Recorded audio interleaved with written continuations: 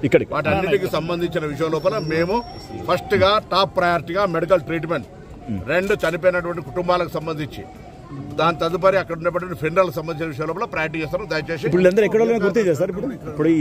గుర్తిస్తా ఉన్నారు, అందరు జరుగుతుంది ఆ కార్యక్రమం.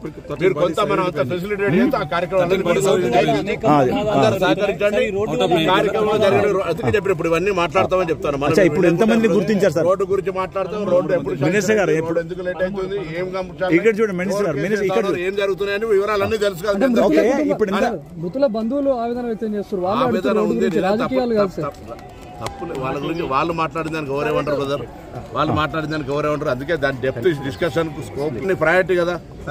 ఇప్పుడు సురక్షితం అదే చేస్తారు. ఎదురుగా గుర్తుంది ఆర్టీసీ బస్ ఏం చేయమంటావు, ఎదురుగా గుర్తుంది కూడా ఆర్టీసీ బస్ తప్పైనా డ్రైవర్ చేస్తుంటే. అందుకే నేను చెప్తాను, road safety is the top most priority.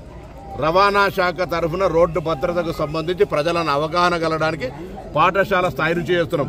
ప్రభుత్వం ఎన్ని నిబంధనలు తెచ్చినా, ఎన్ని చెకింగ్స్ చేసినా ప్రజల సహకారం అవసరము. నేను తెలంగాణ ప్రజలుగా దేశవ్యాప్తంగా యాక్సిడెంట్లు జరుగుతున్నాయి, 100 మంది చనిపోతా ఉన్నారు. రోజు తెలంగాణ రాష్ట్రంలో 20 మందికి తక్కువకుండా చనిపోతా ఉన్నారు.